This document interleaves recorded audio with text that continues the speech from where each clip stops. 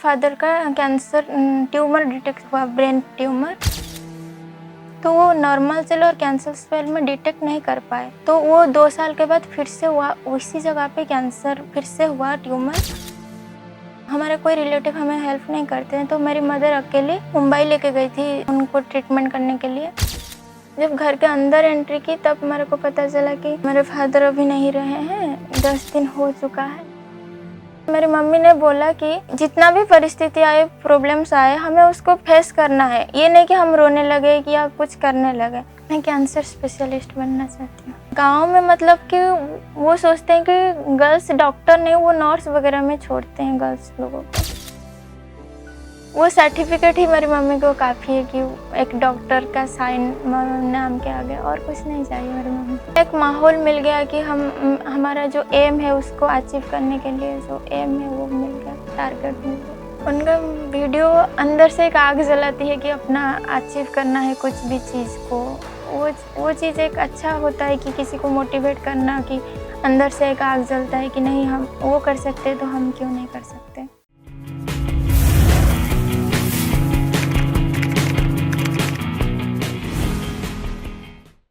जिंदगी का दुख या तो हमें तोड़ सकता है या हमारे अंदर ऐसी आग लगा सकता है कि हम सारी बाधाओं को पीछे रख के सिर्फ आगे ही बढ़ जाए। दोस्तों, आज हमारे साथ जिंदगी फाउंडेशन की एक ऐसी ही इंस्पायरिंग छात्रा है।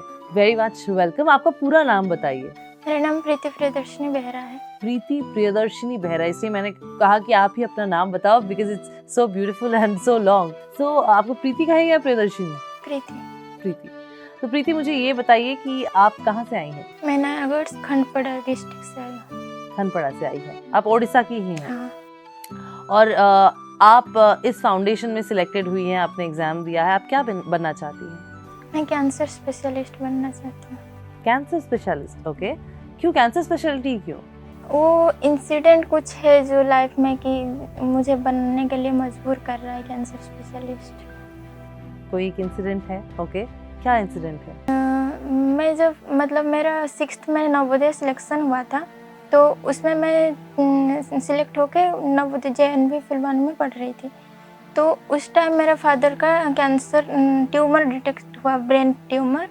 तो उस टाइम जब फर्स्ट ट्रीटमेंट हुआ, वो फर्स्ट स्टेज था, तो उस टाइम शायद बोल नहीं सकते कि डॉक्टर का गलती था या किसी का गलती था, तो वो नॉर्मल सेल और कैंसर सेल में डिटेक्ट नहीं कर पाए।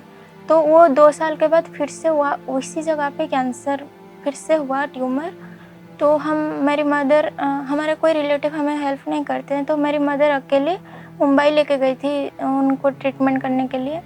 तो वहाँ पर वो 3rd स्टेज चला गया था कैंसर का, तो वो थोड़ा डिफ़िकल्ट हुआ था। फिर भी डॉक्टर ने बोला था कि बहुत चांसेस कम है, तो उसी वजह से शायद मेरे को इंस्पायरिंग करता है कि कैंसर स्पेशलिस्ट बनने का। आप कितनी छोटी थी जब ये सब हुआ? मैं तब 6th पढ़ रही थी, 6th क्लास में। और आप अकेली थी घर में? आपने कहा रिश्तेदारों ने साथ नहीं दिया, माँ गई थी पापा को लेकर? उस टाइम मैं नवोदय में था, हॉस्टल में था। मेरे को इस चीज़ के बारे में कुछ भी पता नहीं था कि कैंसर क्या होता है, ये सारी चीज़ क्या होती है। इवन 8th क्लास में मेरा एक इंसिडेंट हुआ था। 8th के लास्ट स्टेज में, लास्ट एनुअल एग्ज़ाम के टाइम 11 मार्च को मेरे रात को 12 बजे मेरे रिलेटिव्स आए थे कि मेरे को लेने के लिए, लेकिन हमारा प्रिंसिपल ने मेरे को छोड़े नहीं थे। उसके बाद 10 दिन के बाद फिर से आए थे रिलेटिव्स लेने के लिए। मैंने पूछा था कि क्यों लेने आ रहे हो, तो उन्होंने कुछ बताया नहीं। मैं मम्मी को भी पूछी कि क्या हुआ है, तो कुछ बताया नहीं। जब मैं घर में भी पहुंची तो कुछ बताया नहीं। जब घर के अंदर एंट्री की तब मेरे को पता चला कि मेरे फादर अभी नहीं रहे हैं, 10 दिन हो चुका है। ये सारे चीज़ जो कि मेरे को मोटिवेट करता है कि बनना है कुछ। आप ऐसे मुस्कुराते हुए बात कर रही है कि मेरी खुद आंखों में आंसू आ रहे हैं, बट समझ में आता है कि इंसान जब ऐसे हार्डशिप से गुजरता है, ऐसे इमोशनल ट्रॉमा से गुजरता है, तो सशक्त होने के अलावा कोई ऑप्शन नहीं रहता है। तो ये बताइए कि आपके घर में अभी आप और आपकी माँ है और भैया है। तो माँ को कैसा लगा जब उन्होंने सुना कि आपको इतना बड़ा एक मौका मिला है जिंदगी फाउंडेशन में? मेरी मम्मी का एक ही इच्छा है कि जो उस टाइम गलती हुआ था कि उसकी वजह से शायद मेरे पापा का 3rd स्टेज चला गया था, शायद वो गलती और किसी पेशेंट का ना हो। इसकी वजह से मेरी मम्मी का एक ही इच्छा है कि तुम जिस रास्ते पे जा रहे हो वो उसी रास्ते पे सही ढंग से जाओ और इतना गलतियाँ मतलब ऐसे गलती से किसी का मौत ना हो, इसकी वजह से। बिल्कुल। और आपके योर सिबलिंग, आपके भाई हैं, वो क्या करते हैं? वो MBBS 3rd ईयर में है। वो भी डॉक्टर बनने की कोशिश कर रहे हैं क्या? वो भी हमारे स्टूडेंट हैं? हाँ। क्या बात है। तो दोनों भाई बहन इंस्पायर कर रहे हैं बाकी सबको डॉक्टर बन के। तो मुझे ये बताइए कि आपको फिर अपने भाई से ही पता चला कि यहाँ पे, उनको कैसे पता चला? मेरे भैया का दोस्त है वो जो कि सुपर 30 में पढ़ रहे थे, तो उन्होंने भैया को बताया कि ऐसे उड़ीसा में एक जिंदगी फाउंडेशन है, तो उनसे उस भैया को पता चला तो वो यहाँ पर आ गए। तो ये बताइए कि जिंदगी फाउंडेशन में आने के बाद आपको कैसा लगा? घर से इतने दूर, मम्मी नहीं है, भैया नहीं है, बहुत सारे अजनबी है लेकिन दोस्त है। इससे तो कुछ खास नहीं लगा, 6th से ही बाहर हॉस्टल में रुकी थी, फिर भी एक माहौल मिल गया कि हमारा जो एम है उसको अचीव करने के लिए जो एम है वो मिल गया, टारगेट मिल गया। तो आप हर दिन कितने घंटे पढ़ती हैं? हर दिन तो क्लासेस के बाद जितना टाइम बचता है उस टाइम पढ़ती हूँ। और रिक्रिएशन के लिए क्या करते हैं? स्टीम ऑफ करने के लिए आप पढ़ के थक गए हैं तब क्या करते हैं? तब घर से बात कर लेते हैं।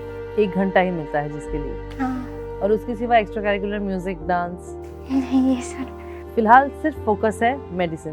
तो प्रीति, आप AB सिंह सर से तो मिली होंगी क्योंकि वो ही है जो हमारे इस पूरे फाउंडेशन के पीछे हैं, इतने सारे बच्चों को इंस्पायर कर रहे हैं। उनके वीडियोस आपको कैसे इंस्पायर करते हैं? उनका वीडियो अंदर से एक आग जलाती है कि अपना अचीव करना है कुछ भी चीज़ को। वो चीज़ एक अच्छा होता है कि किसी को मोटिवेट करना, कि अंदर से एक आग जलता है कि नहीं हम वो कर सकते तो हम क्यों नहीं कर सकते, ये सारी चीज़। बिल्कुल। तो ये बताइए कि आपने ज़िंदगी में बहुत छोटी उम्र में ही आपको बड़ा बनना पड़ा, इमोशनली एटलीस्ट, बिकॉज आपके पापा चले गए, माँ थी, भाई थी, और अब आप मुस्कुराते हुए कह रहे हैं कि नहीं हम भी डॉक्टर बनेंगे, अब बन के दिखाएंगे। तो आपकी मम्मी को कितना प्राउड फील होता है? आप और भैया दोनों हमारी ज़िंदगी फाउंडेशन के ब्राइट स्टूडेंट्स रहे हैं, आपके भैया रहे हैं, अभी वो मेडिकल परस्यू कर रहे हैं और आप बनेंगी। मेरी मम्मी ने after the death of my father, मेरी मम्मी ने बोला कि जितना भी परिस्थिति आए, प्रॉब्लम्स आए, हमें उसको फेस करना है। ये नहीं कि हम रोने लगे या कुछ करने लगे। मेरी मम्मी बोलती है कि मेरे को भी परेशानी आया था, मैं भी अकेली लेके गई थी पापा को, तो हमें भी उससे गुजरना है, हमारा भी अच्छा वक्त आएगा, तो इससे हम रुकना नहीं है, आगे बढ़ते चलना है। ये सारी चीज़ तो मेरे भैया भी मेरे को अभी भी बोलता है कि हम अकेले नहीं हैं, अभी भी हमारे साथ मेरी मम्मी है, तो वो खुद है, ऐसा बोलता है। तो ये सारी चीज़ मेरे को खुद मोटिवेट करता है कि नहीं मेरे साथ मतलब पापा चले गए इसका मतलब नहीं कि मेरे कोई नहीं है, मेरे पास मेरे मम्मी और भैया है ना। बिल्कुल। और उनका सपना, अपना सपना आपको तो पूरा करना है। अच्छा ये बताइए कि आपके गांव में कितनी प्रतिशत लड़कियां मेडिकल या इंजीनियरिंग में गई हैं? कितने डॉक्टर्स हैं, कितने इंजीनियर्स हैं आपके गांव में लड़कियां? तो इंजीनियर तो कोई नहीं है, ज़्यादातर वो टीचर्स की लाइन में जाते हैं। गांव में मतलब कि वो सोचते हैं कि गर्ल्स डॉक्टर नहीं, वो नर्स वगैरह में छोड़ते हैं गर्ल्स लोगों को। वो सोचते हैं कि डॉक्टर की लाइन में जाओगे तो परेशानी आएगी सर, और बहुत ज़्यादा पढ़ाई भी ये कर भी नहीं पाएगी शायद लड़की। तो अगर आप बन गए डॉक्टर तो आप अपने गांव की पहली लेडी डॉक्टर होंगी, एंड आई एम श्योर बहुत लोगों को हेल्प मिलेगा। आपने सोचा है जब आप डॉक्टर बन जाओगे मम्मी और भैया के लिए क्या लेके जाओगे gift? Let's imagine the day आपको अपना MBBS का सर्टिफिकेट मिल गया है, आप घर जा रहे हो और आपने एक गिफ्ट लिया, क्या ले? घर के लिए तो वो सर्टिफिकेट ही मेरी मम्मी को काफ़ी है कि एक डॉक्टर का साइन नाम के आगे, और कुछ नहीं चाहिए मेरी मम्मी। बाकी आप जाके कह देना मम्मी मैं तो आपकी हूँ ही और ये सर्टिफिकेट मेरा है तो आप भी डॉक्टर हो। क्या मेरी मम्मी बोलती है कि मेरे मतलब एक बार का जैसे 2 इंक्स होता है ना, मेरा भी 2 डॉक्टर है, ऐसे बोलती है। क्या बात है। अपने माँ को ऐसे ही प्राउड करते रहें। बेस्ट विशेस प्रीति, आपके सारे सपने पूरे हो, आपके मम्मी के सारे सपने पूरे हो। और दोस्तों प्रीति की कहानी डेफिनेटली मुझे बहुत ज़्यादा इंस्पायर करती है। क्या आपको भी इंस्पायर कर रही है?